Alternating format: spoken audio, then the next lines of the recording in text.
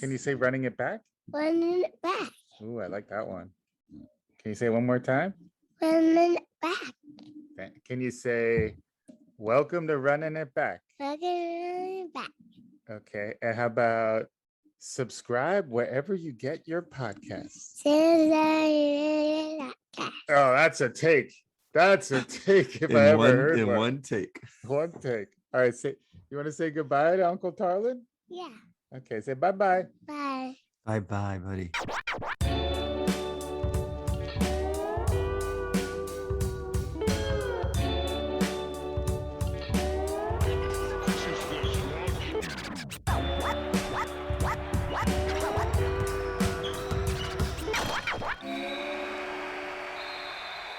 Welcome to Running It Back, the Lessons Learned from Sports podcast.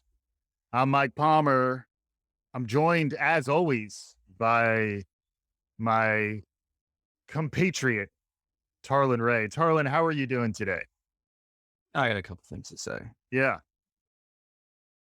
One, I have 3 fantasy football teams, and as expected, week 4, my combined teams are 3-6-1.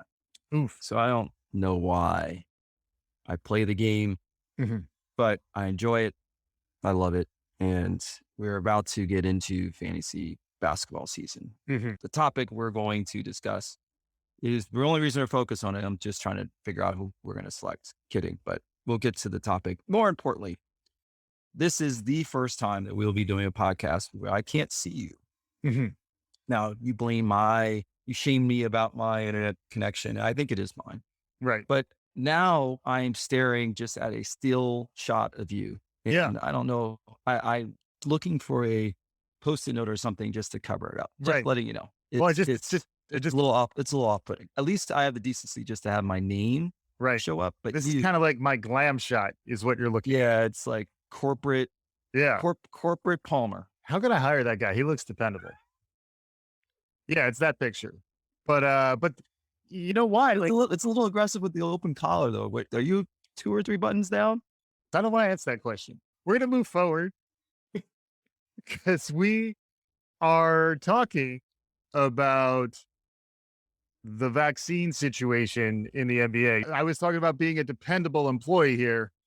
You know, can you be dependable if you're not available? And the number one ability, Tarlin, is availability. What do you think about this whole situation? There's definitely an Andrew Wiggins thread through this, where in some ways a lot of the attention was drawn by him, Bradley Beal, and of course, the one, the only, not often imitated and certainly never duplicated, Kyrie Irving is he the eye of the hurricane here? I don't know what he is. He's the lightning rod. Is he the lightning rod in the eye of the hurricane? I don't know what's going on, Tarlin, but Kyrie is opting out of taking the vaccine, and due to the NBA protocols, this is now going to require him not to play looks like it'll be New York, San Francisco, and Los Angeles so far. But then as the laws change in different municipalities, he may also be unable to play in other locations, and he certainly won't be able to play home games unless he gets vaccinated. So it's caused a lot of hubbub, a lot of to-do, and we wanted to run it back to other lessons learned in the past, and then also maybe try to tease out some lessons to be learned from the current situation, analogize it to how teams can come together and how availability might come into play and how other team dynamics might come into play. But any initial thoughts on the current state of affairs in the NBA and vaccines? Yeah. So one, let's all be on the same page. The NBA is not mandating that any of the players take the vaccine, which is not a surprise. As we know, it's a players' league. The players are their own CEO, as you see with mass player movement and players coming together to figure out what's their next trifecta, the next group of 3 that's going to try to go win a championship. So the NBA has said, as you mentioned previously, that depending on what the state or local laws or regulations, you'd have to adhere to it. So it's interesting in New York, San Francisco, and soon to be LA, where I am, that if you are a resident and you're in an enclosed facility with more than 5,000 spectators, that you would need to be vaccinated. Interesting that if you're a visitor, you only need to show proof of a negative COVID test within 48 hours. So Bradley Beal, who has been vocal about not getting the vaccine, has no impact on him and the Wizards, and the fact that they'll probably go 22-60 this year anyways. And so he can go to play the Knicks, play the Nets, play the Clippers, Lakers, and Golden State Warriors. And as long as he shows that negative test, he get that uncomfortable swab of the nose. He's interesting. For Kyrie Irving and Andrew Wiggins, and it's unclear whether or not there are any Clippers or Lakers because Los Angeles just recently said they will have this mandate come down. They have been vocal opponents of getting the vaccine for personal reasons, and it is going to potentially have an impact on both those teams. Now, Andrew Wiggins was the number 2 scorer for Golden State last year. He's in former number 1 pick. I would never say he's an alpha. They actually have some other guys that they picked this year, and even a Jordan Poole who may pour in more points than Andrew Wiggins, but it still has an impact on the team as they wait for Klay Thompson to come back. And then there's Kyrie.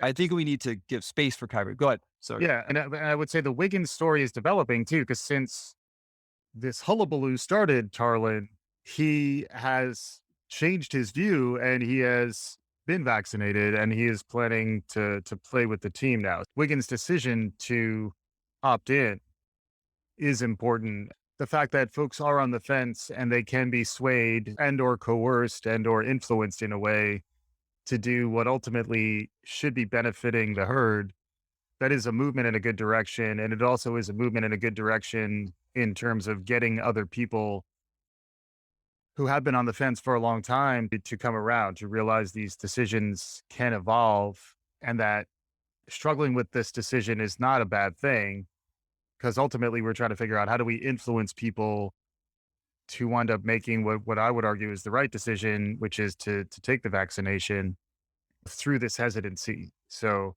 I think the fact that people like LeBron James and Draymond Green then came out to support the individual's right to their privacy and the decision for themselves, their body, and their family, that is an interesting thread that the Wiggins decision to me reinforces why some of the conversation that happens out in the media may ultimately be also in service of what's happening behind the scenes to ultimately get these players to make what we hope is the right choice, which is to get vaccinated. I have a fully vaccinated family. My 12-year-old had her last prick on Thursday. Yeah. She felt a few chills, so she actually missed a day of school in volleyball, which she was not happy about. But I feel like the family is protected and excited that, in a few weeks, she will be able to feel like we've got what we need to be able to go in society and continue to be safe. Now, it's a tough conversation, and actually LeBron James made some comments about he got vaccinated, his personal decision, but everyone's got their own they got to make their own choice. I thought Draymond Green speaking on the topic was a very interesting 3-minute listen where he said, yeah, everyone should be able to make their personal choice. Like, when have you ever asked someone if they had the polio vaccine or other vaccines, or even pried into someone else's personal life to figure out whether or not they made certain choices? We know why we're pushing people to make these choices, but he said it just didn't feel like it was his responsibility. And he said this as the leader of the team, which he is, to be able to tell someone what to do. It's a really tricky place. Now, what is the penalty? Now, the NBA is not mandating vaccine, but if you don't play in 41 of your 82 games, you're going to lose 42.6% of your total salary. So that's enough of a stick to try to get someone to do it. Yeah. We then know that there's dynamics within the locker room that if you don't show, you can't practice. There's potentially higher likelihood for injury because you're having fits and starts, Yeah. and you're losing that cohesiveness with your team. Mm-hmm.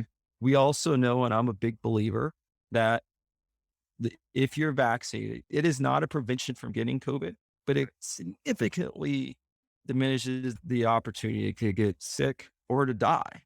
And getting the vaccine does not mean that you can't ever get COVID and or be asymptomatic and still pass it on to someone else, which I think is the sort of fallacy of the vaccine. So I struggle, and I really struggle just listening to Draymond as a leader of the team.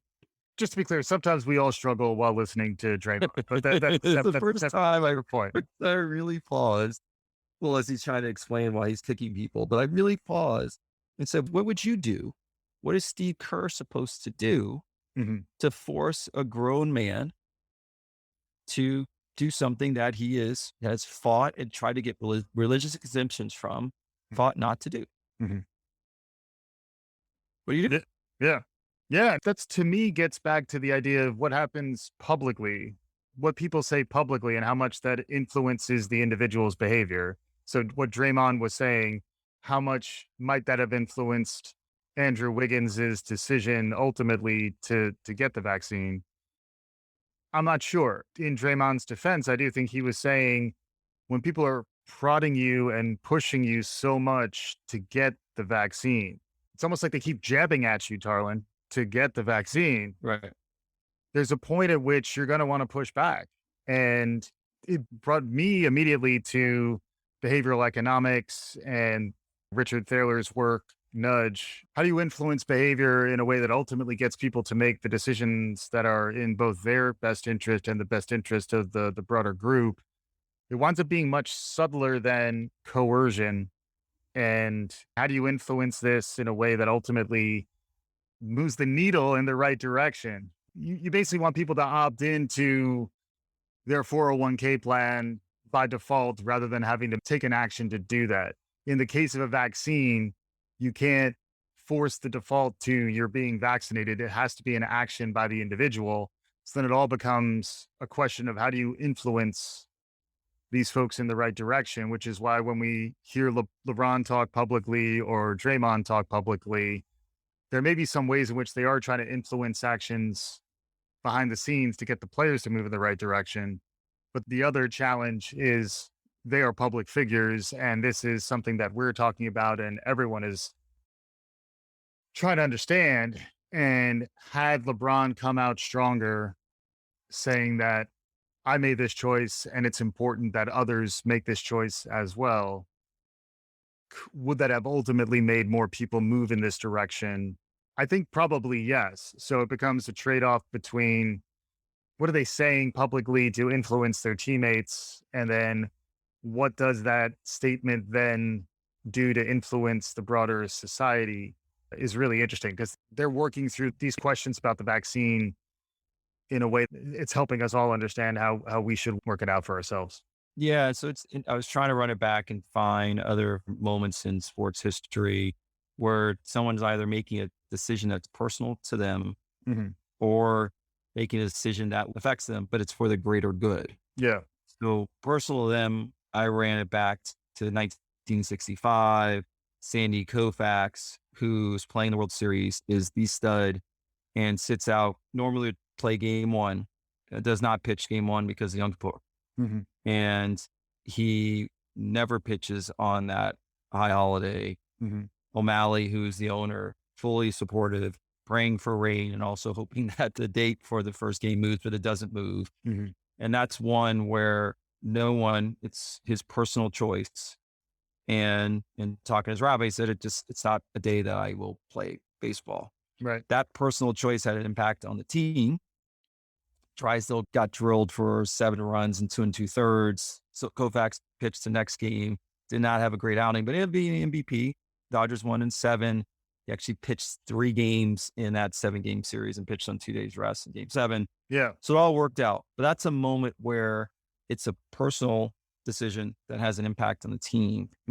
The other one I tried to then run it back to was 1987, the strike shortened season for you Redskins fans, is there an asterisk for you winning the Super Bowl because the Giants went 0-3 during the scab? What do they call the scab? Replacement players. Sorry, replacement. Sorry. Yeah. So 1987, 2 games in, the NFL, the players strike. So week 3 gets washed out.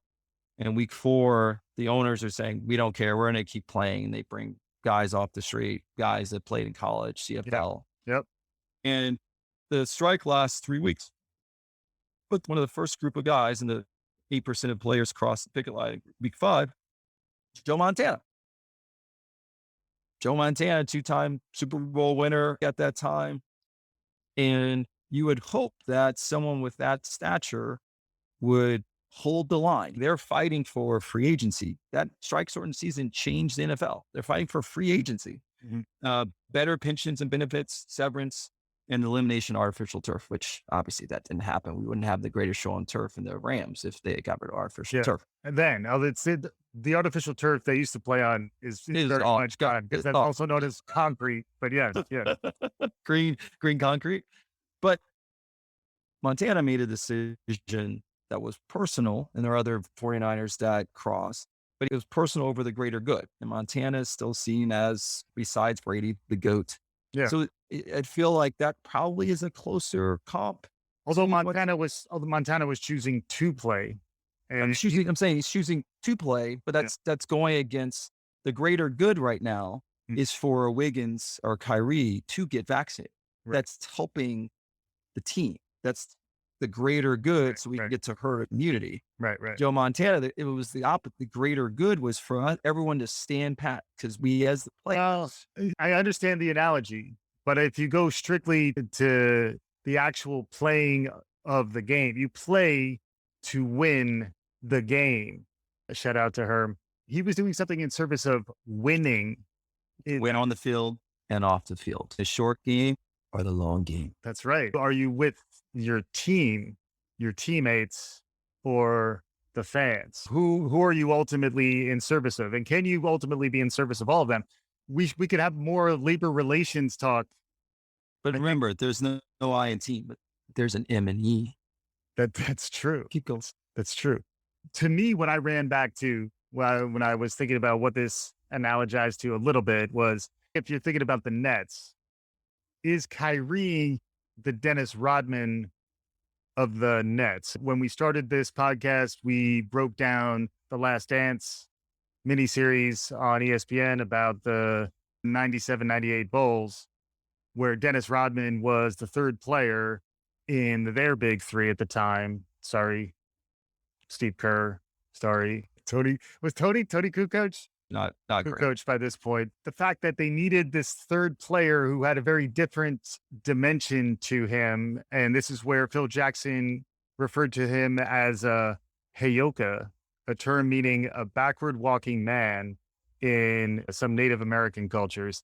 Is Kyrie the backward walking man for the Nets, where his oddness, which is pretty well documented prior to this decision, is just part of who he is, and he brings that funky dynamic to the team. And now this mishigas around, can he play, can he not play?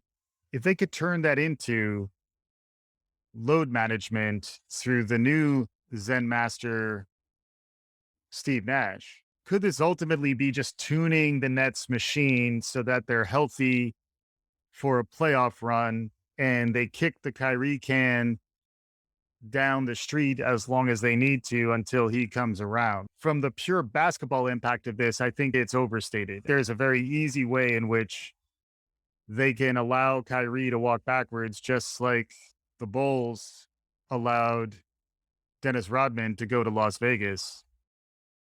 And ultimately, is the team going to be big enough to be encompassing this weirdness in Kyrie and still win the whole thing? I think there is precedent that has happened before. So I thought that was an interesting take. Any response from you on this? So super interesting, as long as everyone's willing to see Kyrie in that light. And then you saying that, maybe we should. When there's a site that says the 25 craziest things that Kyrie Irving has ever said. Yeah. And it's go, please. check it out. It's in the show notes. Yes. Yeah. then maybe we've all been looking at Kyrie the wrong way. Don't listen to the words that he's saying when he says he's the next generational leader. Mhm. The last word is not true. Be fine when he says I'm a genius when it comes to this game. He probably is. Mm. That just shrug it off when he says there's no real picture of Earth, that the Earth is flat. Yeah. So the challenge that we have is the moment that Kyrie bulldozed his way out of Cleveland. Yeah. So that he could lead his own team Mhm. was the moment that we all started looking at Kyrie the wrong way. And he then has shown himself in every spot he's gone to. He showed that he could not lead a team in Boston, Mhm. where the way he led was through the press and hammering Jason Tatum and Jaylen Brown, who were all-stars last year, Mhm. and lamenting the fact that they didn't have a solid vet on their team when Al Horford was sitting Yeah. next to him. Right. A guy who October of 2019 proclaimed he's going to sign a max deal for the Celtics. And then 3 months later, when asked about signing, he said, I'll talk to you July 1, which meant he was leaving. Yeah. So he's just so mercurial, Mhm. the guy that you want to be consistent, the leader of any team. You want to know where he stands. Mhm. And so I never thought about that. This is probably the only time, and hopefully we'll have so many shows, no one will run it back to this moment in show history, Yeah. that you may be right. He's a heyoka. Come on. He's a heyoka. And by the way, a very big, based on his mom who passed away when he was 4, who has ties with indigenous people. He's a super supporter. The heyoka, just to clarify, it's the Sioux culture, the Lakota and Dakota people of the Great Plains of North America is where this term comes from. And this goes to the narratives that are written. We've been looking at Kyrie with the wrong lens. When he says last year that he was not with the team for 11 days and 7 games, and the quote was, because I didn't want to play. Mhm. People then are piling on thinking Kyrie should be something other than who he is. Right. And he's the Dennis Rodman of that team. I think so, especially if you think about the 2 guys ahead of him in line. Harden last year showed me something in terms of his desire at this point in his career to win again. In some ways, he's bringing more of the chip hunger than KD is at this point. And then KD is bringing the legacy hunger. Harden, if he wins, it changes the narrative around his story more than it will for Kyrie or KD at this point, I would argue, just because he has not won a championship and the level to which when he's playing at the top of his game with KD at the top of his game, had he been healthy, even without Kyrie last year, the Nets probably would have won if he was Bucks done. Bucks done. And then we saw what the Bucks did to the Suns. So if they had stayed even 2/3 of their big 3, I think they win it.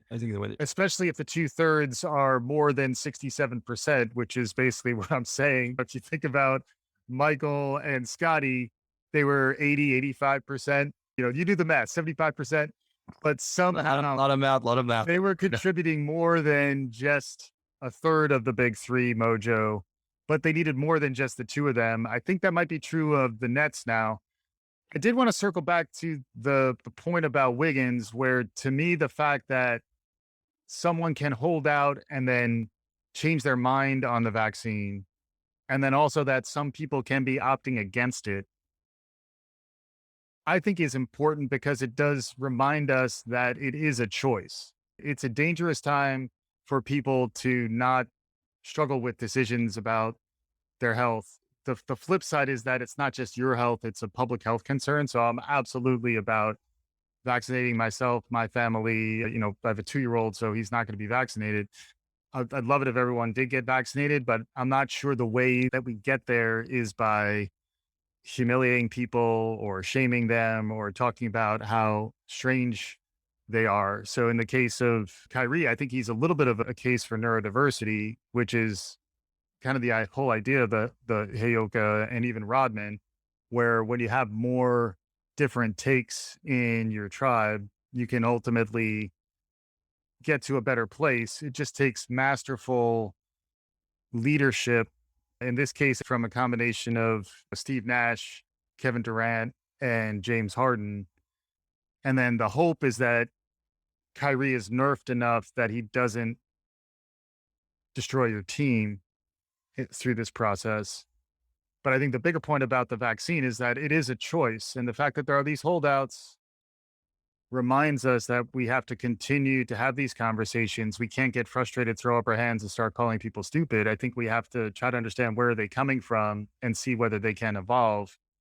And that's why I kind of came around to where Draymond was once I heard Wiggins was getting the vaccine, and that maybe some of the less forceful approach will allow some people to evolve around what's become a very public decision. Actually have some discourse. Yeah, yeah. Once again, I'm really unfortunately in violent agreement with you. You're nonplussed. Yes, it is a choice. Yes, we have rushed to get a vaccine out to protect ourselves, society. One of the things that you and I, and we can claim that we are athletes, but these people live their lives relying on their bodies and understand what goes in and out. As Beal says, it's based on his diet and everything else. His whole family is vaccinated, but he's making a different choice. Mm-hmm. I think it frustrates some people when, especially if you remove the toxicity and the garbage, the hot garbage that is on the internet today. Yeah. When someone says, I'm doing my own research, right, which is basically, are you reading medical journals? Did you all of a sudden take the MCAT and go to rest? Are you following Nicki Minaj on Twitter? Yeah. Yes. Or following Nicki. Yeah. That creates more frustration. But I think you're right. It's Draymond, once again, used the word leader, which Kyrie, I would not put in that camp. Mm-hmm. And I wouldn't question Draymond he is a leader. No, that's what I'm saying. Yeah. Draymond is the leader. Yeah. And it was a show of leadership in the way he handled that press conference, because I bet you it opened up a conversation, which we never have today. Yeah. Yeah. What we have to know about Kyrie, by the way, it's the Standing Rock Sioux tribe. Okay. So there are heyoka in that tribe. We knew that. It was all coming together. We're going to weave this tapestry and it's all going to work. Kyrie has unbelievable handles. He may have the top 5 handles ever, along with Allen Iverson, Steph Curry, God and Shamgod, the Professor. If you ever watch Street Ball, Jason, White Chocolate, Williams, Chris Paul, Isaiah Thomas. We got to give it up for that. Yeah. He hit one of the greatest shots ever to get LeBron a championship and bring a championship to Cleveland. Yeah. Hitting a 3 in game 7, 53 seconds left over Steph Curry. This is for you, Cleveland. Dude, you got to give it up. Uncle Drew, I actually think at times he is Uncle Drew, because we all love Uncle Drew. Yeah. I watched that bad movie. We talk about sports movies a lot. There's not a lot of good basketball movies. There's a lot of bad basketball movies. And Uncle Drew is definitely one of the better bad basketball movies out there. There you go. If we had our own thumbs up, 2 mics, we'll come up with something. Yeah. Yeah. We give it a mic and a half. Yeah. So you got to give it up. You also got to, you talk about load management. Kyrie's played over 70 games 3 times in his career. Yeah. Normally in the 60s. So we know he's going to get a shoulder. He's going to have a finger. He's going to have a knee. This is a guy who last year didn't play, but did we miss a moment? Similar to Naomi Osaka and Simone Biles, he stepped away because it was actually for his mental health. Yeah. But his packaging and the delivery, everything is awful. Everything that is the way that he's communicating comes off and is misread, because we actually think that he is the leader of his team. He's the leader of him. Right. He said, this is the first time he's ever played with someone that he trusts to take the last shot. Right. KD. Yeah. So I think there's 2 things I'm taking away. One, whether it comes to sports, and I get frustrated now. I actually watch most sports and put it on mute, because I just want to hear people with their clickbait comments and someone makes one bad play and they think the person's shook. They just have struggle with it. Although So watch the Mannings. Tate and Eli, we want to cover this in more depth. Open invite, chop it up with us someday. That's different. Yeah. But we don't open up for an opportunity to watch leaders do their work, whether key players in the team, whether it's players like Jared Dudley, who weren't playing at all, and LeBron and Anthony Davis were beside themselves. They couldn't re-sign a guy who was never going to touch the court to a playing contract.